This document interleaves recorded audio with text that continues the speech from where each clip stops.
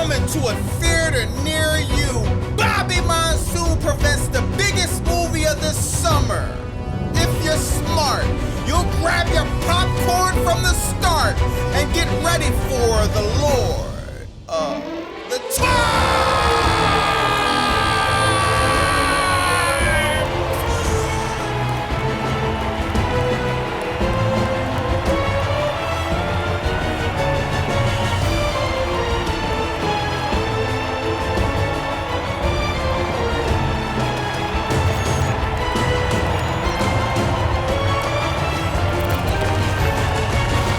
Y'all, so it seems like I might have to apologize again. I said some misleading things about WWE. Raw last night was in Italy again, man, and a lot of people were interested in this show. It was a big extravaganza. The arena was sold out of Tarps!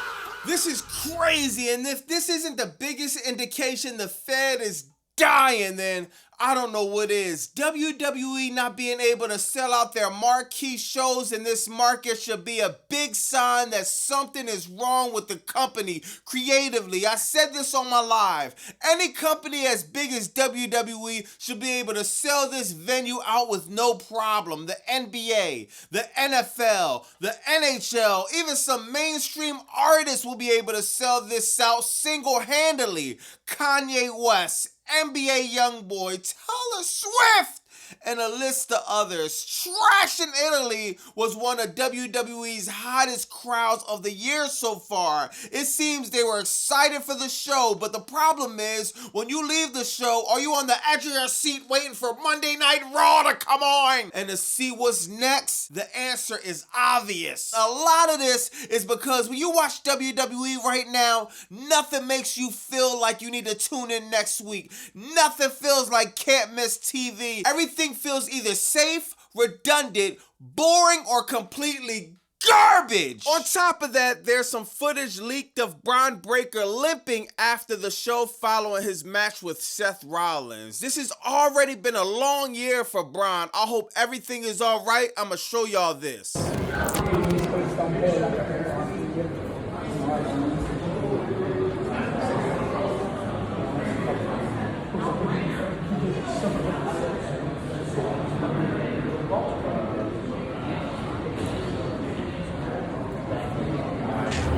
Bron Breakker already had to take time off for a hernia surgery, which caused him to miss WrestleMania. Now, another injury could potentially have him miss SummerSlam. This could be detrimental to the momentum he's been trying to build. I'm gonna keep y'all updated. To be honest, it's not all bad news though. Crackdown will be moved to 2 hours next month, and man, this is honestly the best news the Fed has had in recent memory. Finding a random field, watching grass grow for 3 hours will be more entertaining than most of these episodes on Friday nights. Speaking of Crackdown, it seems that Finn Balor will be transitioning to the show's roster. I think this is good news for Finn Balor. Getting him away from the Judgment Day and putting him in a fresh setting is exactly what he needs. All creative has to do now is not book him as a jobber and put him in a storyline that's at least a little bit interesting,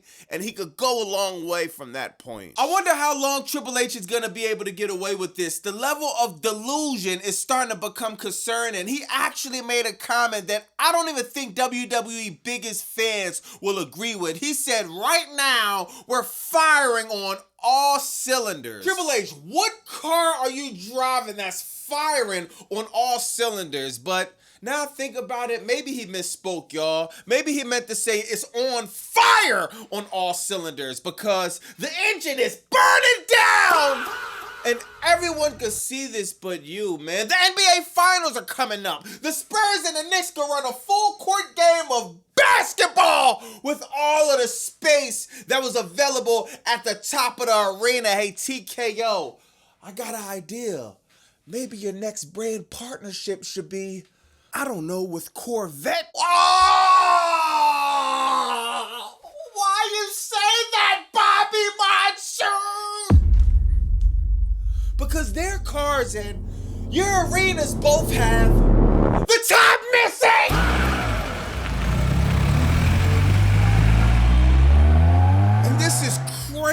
why doesn't Triple H come out and let us all know the attendance numbers for the tour of Italy WWE has been on? My man Joe Trev had the perfect idea that the Fed need to consider using. He said, how about WWE bring back the fan screens they used in 2020 to replace the tarps?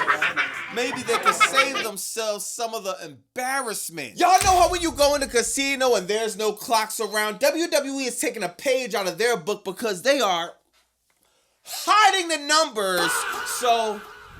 So much for transparency. Speaking of numbers, AEW Dynamite is back over 700,000 viewers. So guess what, y'all? Triple GPT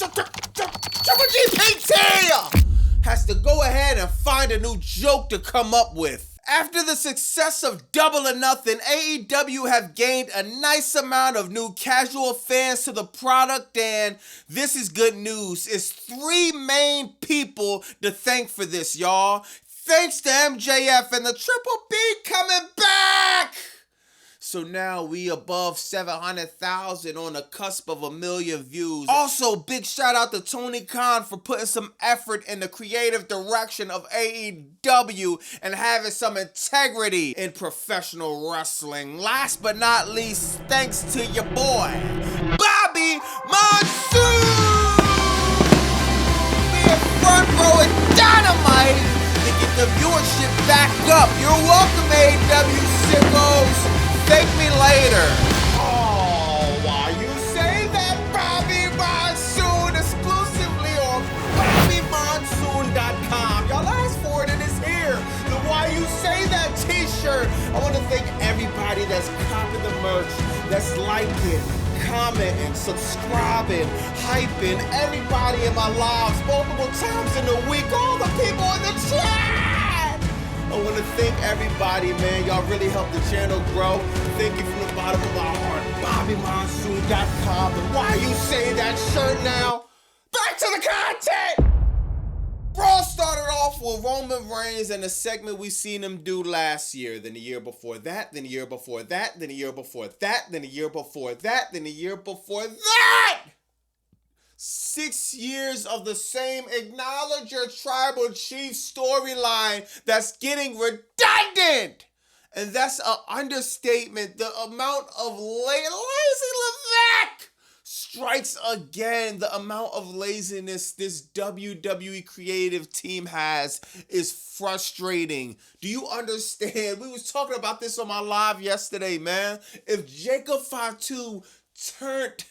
he's not really heel or babyface, but he's kind of a tweener. But if Jacob Fatu won the Ula Fala and the championship, him coming out with the Ula Fala in his mouth, acting crazy, the dynamics between the Usos having to bow down to him, Roman after another, oh my God, you're already running the storyline down into the ground. The least you could do is shake it up a bit.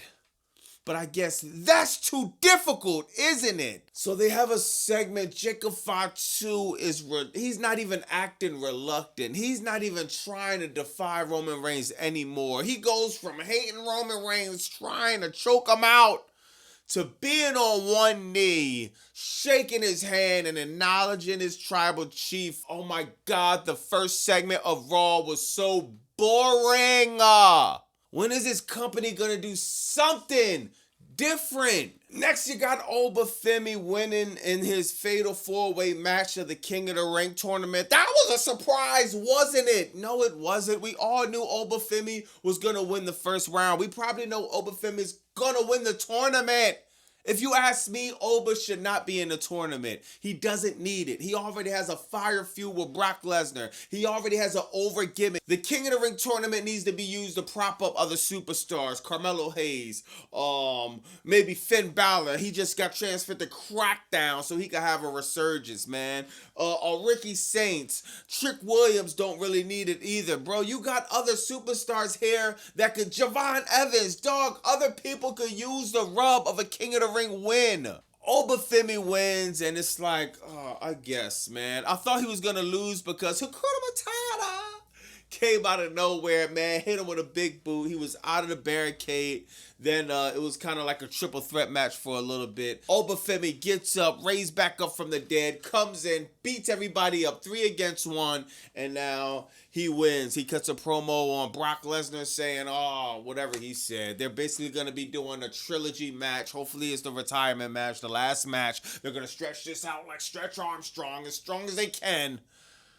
And it's like, whatever, man. I like Obafemi, though. I'm not complaining about him winning. And like I said, dog, this wasn't the worst Raw of all time. It's just, God, it's just so boring, bro. Next, you got Sol Ruka in a mini celebration, man, holding the Women's Intercontinental Championship high. I'm happy for Sol Ruka. Even though a lot of y'all in the chat, in my comments, y'all be trying to throw slight shots at Sol Ruka. Me, I'm turning a blind eye. I don't want to hear about no botches. I don't want to hear about nothing. Sol Ruka, got a special place in my heart for Sol Ruka. It's something about Sol Ruka I love, man. I'm happy she's the women's champion. She said she's going to be a fighting champion. She's going to be defending the title. I hope that doesn't mean she's going to be doing the open challenge. Because I am sick of open challenges, bro. Give me a break. All companies, AEW included, please give me a break. I don't want any more open challenges. Sol Ruka, hopefully she goes into a storyline that's going to build up her character even more. After that, you got Dragon Lee and Rey Mysterio going over Ethan Page and Rusev in a match that means absolutely nothing. Dragon Lee, cool. Rey Mysterio, one of my favorite wrestlers of all time. Happy to see him in the ring. We've been watching him for a very long time. Anytime we get to see Rey Mysterio, great. I think he's about to go into a match with Penta for the IC title. I think that match will be fire. This is once again WWE just phoning it in. Let's do a random tag match, y'all. Ethan Page, Rusev. It's just like, come on. Where's the storyline at? I watch this every week. I don't even know why they all got beef. What Ethan Page beef? What beef he got with Rey Mysterio or Dragon Lee? Next, you got Io Sky winning her fatal 4-way match in another predictable match with another predictable winner. Io Sky is fire. I'm so happy that she got away from Rhea Ripley. Io Sky just looks so much better by herself, man. It's like, not even her with Rhea Ripley was cool, but I just think WWE just drug it into the ground so much they made me hate it, man. So I'm liking to see Io Sky back, bro. She's one of the best women on this planet when it comes to the square circle. So shout out to her, man. Lash Legend, that's another woman I like to see with not in a tag team. Her and Nia Jax, they did their thing. They won the titles. Let's get a little bit more of Lash Legend as a singles competitor, if you ask me. We all knew Io Sky was gonna win this match. So once again, it was a cool match. You know what I mean? Oh yeah, I forgot. Julia looked like a complete idiot out there. Roxanne Perez outside saying, hey, let's be cool. Julia says, okay. Roxanne Perez trades on her, throws her over the commentary table.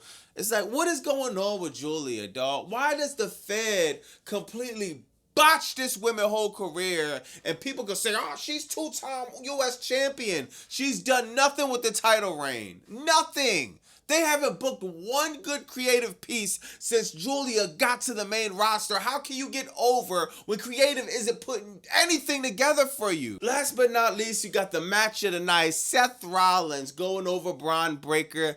This was a fire match, man. For me, this saved Raw from me. This saved me, actually, from going nuclear tonight. I would have went nuclear because the Raw just felt so lifeless. They're phoning it in with these tournament matches. They're barely trying to tell stories.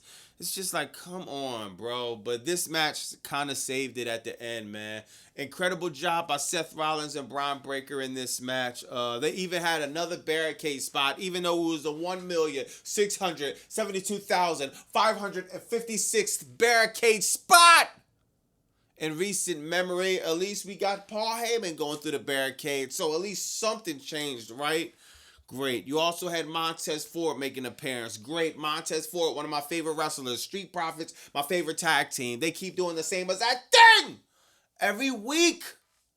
Come in, interfere. Come in, interfere. Come in, interfere. Saturday Night's Lame event. Lose the tag team titles. Turn around. Come in, interfere. Come in, interfere. It's like, can they think of anything different for Montez Ford and Angelo Dawkins to do? Let me know in the comments what y'all think about this, man. This company is phoning it in every week. You're in Italy, the crowd's hot, even though a section of the crowd was completely disappeared. The crowd was hot. The people that were there, the least you could do is put on a respectable show. The least you could do is go in that creative room and act like you have a brain in your skull. We're asking for one storyline that we could leave Raw and get excited about. They haven't given us anything to be excited about. Shout out to Bron Breakker and Seth Rollins once again for a good match. Let me know in the comments what you think about that. What do you think about all the tarps in the stadium in Italy? I'm pretty sure WWE bots have a good excuse for that. Also, what do you think about Dynamite 700K back up to 700? Thanks for Bobby Monsoon being front row. Let me know what you think about that. Speaking of Dynamite, we got Dynamite Wednesday, MJF versus Roosh. I think Tony Khan's still putting a card together, so I'm looking forward to that, man. I'll holler at y'all in a few days. I see y'all Wednesday. Dynamite, man. It's Bobby Monsoon 215. Like, comment, subscribe. Bam!